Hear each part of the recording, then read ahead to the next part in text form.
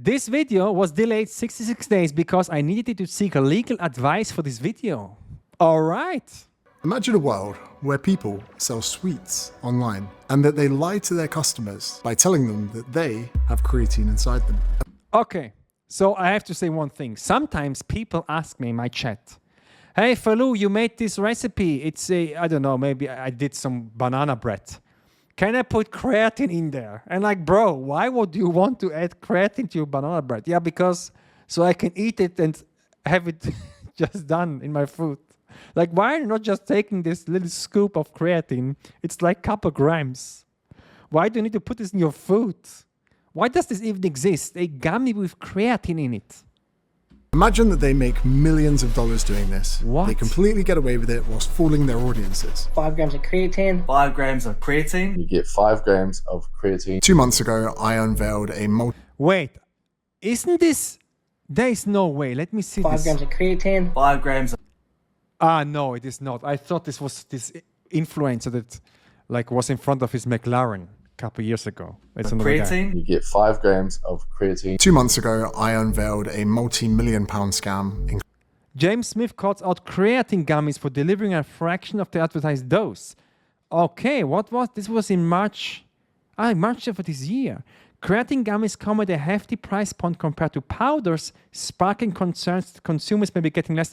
Yeah, the problem is creatine is so cheap that you're basically not making any money on this on selling creatine.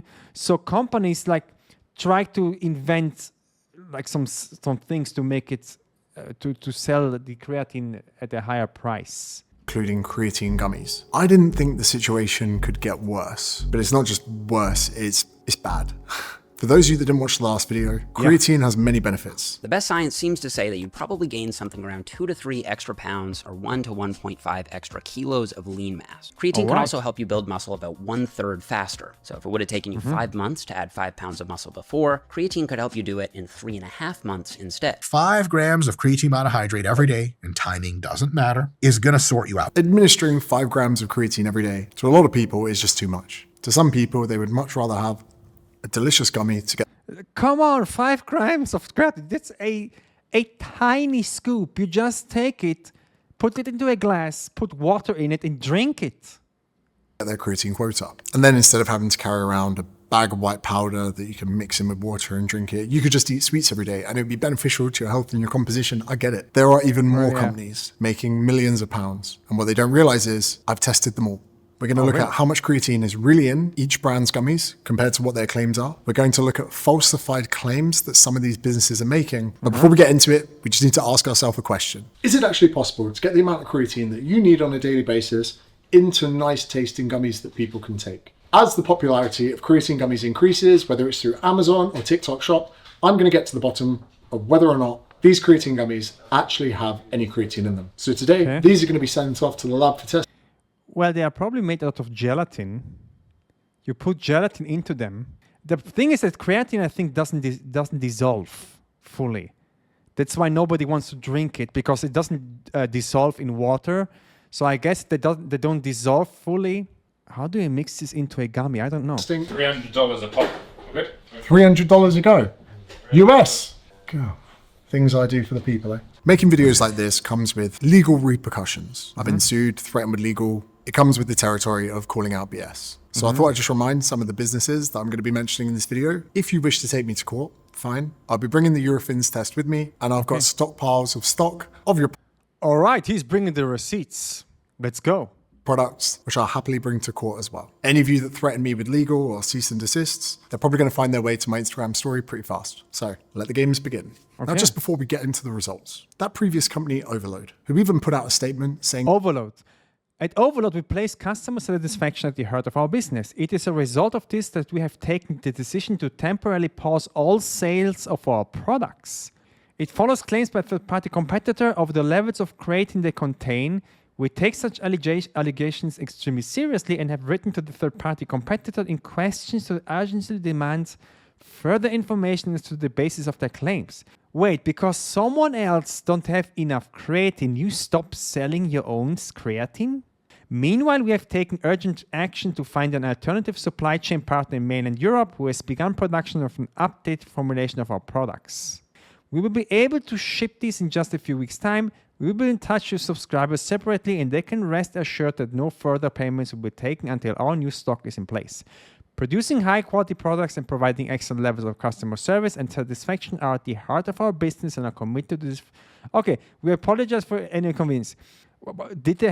They had probably had the same manufacturing partner. That they were going to investigate what exactly had happened with their gummies. You would at least think that their last batch of the cherry cola gummies would contain creatine. So not only did I test the cherry cola flavor once, I tested it twice. And both times, little to no creatine found. Now, wait, what? There's nothing in it.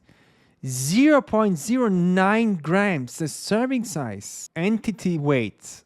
So the gummy weighs 3 grams, and from the 3 grams, it's just 0.1%. My God. Now, I'm not sure if you believe in coincidences, but another brand cropped up a few days after my last video and started running paid ads all across America. Conveniently, these paid ads weren't put across my two biggest territories of following, being Australia and the United Kingdom. The brand changed its name. And, of course, I've ordered some of those too, and they will be going off to test. Wait, is this the same company? Now, the packaging has changed. The branding is very similar. But what leads me to believe that this could be the same company is they've conveniently made the same spelling mistakes. No way. They just used the same file with the same spelling mistakes. Athletic. Formulated. Come on. In the same area of the product. And although I don't have the results on those gummies just yet, I can't help but think that I've been shortchanged with the amount of gummies purported on the side of the packet. And for any of those companies in question, if you rebrand or pop up as another convenient business within a few days, it's not very hard to find this, to track this, and to see your adverts. Now, there is some positive news. There are some companies that are legitimate, that do have the right amount of creatine in their gummies. So why don't we get into the results? We are kicking things off with my good friends Overload. The Cherry Cola. Fan favorite, anticipated. Sample weight, 3 grams. Creatine monohydrate, 0.019. Less than 2% of the required amount, which is fine. All you need to do is take 50 servings, which would be well over 100 gummies to get your RDA of creatine for the day. Nice. It's not looking good, bruv. But James, what if you got a bad batch? Don't worry, we tested them twice. What about this batch? Any better? Again, delivering less than 2% of the claimed creatine. Enter into the mix Gains Nutrition Blue Raspberry flavor. Wait, they have even... no, it's 2.3 grams. It contains barely 1% of what's claimed. 1%. Even worse than the other two you tested. Unique Physique Creatine Gummies. Strawberry. Physique. It's about the same here. 2%. That's what Overload said. Less than 2% creatine. Create Blue Raspberry flavor. It's nice to see an... Oh, wow. 3 grams per serving. That's pretty good. Actual wallop. 3 gummies contains 3.25 creatine. Now, some of you may notice there's another thing here called creatinine, which sometimes creatine can be converted into. Unfortunately, that means it's of no use. Yeah, it's a waste byproduct. Creatinine is a waste byproduct that forms when creatine breaks down. Okay, but then it's not that bad that it's a low amount, because this means that there's not so much waste byproduct that is breaking down. That forms when creatine breaks down. So in some cases, if we're seeing slightly less creatine and more creatinine, it just means that we're experiencing a bit of wastage. There could have been more creatine in there in the beginning. I'll tell you what's interesting. Every time we Google a creatine gummy brand, you'll notice that there's this brand here called Push. They seem to be very pushy with their paid ads, don't they? Create here claim, each gummy contains 1.5 grams of creatine. Okay. Nearly, just over 1 gram. This is the serving size, so I guess 3 gummies is a serving size. Okay, but that's not too bad. Well, yeah, it's like only 1.1 gram per gummy instead of 1.5. I mean, that's 30%. That's kind of bad. Per gummy. But it's better than everywhere else. Yeah. Here we have Well Boost Creatine Gummies, Strawberry Banana. Okay. Again, when I Google this company, it just seems that this company called Push, which are probably the most popular creatine gummy brand in Australia and New Zealand. And Well Boost, let's just say that your branding is a bit mad. Your gummies don't look too appealing. He is on steroids. 100%. Oh my God, look at this mass monster. Look at his forearms. My God. but you contain creatine. Okay. Fair play. Nice to see a serving size above Wait. the 5 grams, the elixir, the efficacious amount of creatine necessary for the gains. My Vitamins Creatine Gummies Lemon Flavor. Again, that brand called Push. 3 grams of creatine per serving. And you know what? Fair play. You're not lying. Ronseal does what it says on the tin. Good. Probably that little 0.5. You know what? I didn't even know that creatine gummies are a thing. I have never seen them before. Like, why are people buying this? Just take a scoop of creatine. It's not that big of a deal. You can like mix it in water. Was broken down into creatinine, but we'll take it. Since we started this project, Push Gummies very conveniently put up something on their Facebook talking about how Push Gummies are tested. Testing is a top priority for No us. way. We're committed to delivering the highest quality gummies possible. Great. Good. This is the interesting part. For creatine content, we test with the world-leading facility Eurofins, which is who I've tested your gummies with. And Eurofins has developed the modified USP creatine monograph, specifically for pectin-based gummies. Cool. Pectin-based gummies are your vegan types of gummies. It's a compound, I think, that is derived from vegetables and fruit. I think that tomatoes, for example, have pectins in it. A lot of fruits have pectins. And we'll get into that in a second and the importance. You say here that every batch of Push Gummies has consistently met or slightly exceeded the intended creatine dose. We're fully transparent with our results and publish each batch report on the testing website. Nice. This is where things get interesting. It's important to note that standard creatine tests were originally developed for powders and biological tissues. So you're saying these methods aren't suitable for pectin-based gummies and may inaccurately show no creatine present. Wait, it's important to understand the creatine tests. So they don't work with pectin-based gummies. So this is where things get interesting. I think and assume that you are trying to deflect allegations here, and I'll explain why. First of all, a few of your reports that you put on your website have redacted QR codes. And as we saw from the previous video, these forms, when you share them, must be shown in their entirety. Wait, they just black out the QR code so nobody can scan them? For them to be valid. Not only that, you're saying that you use a certain way of testing because other tests are inaccurate.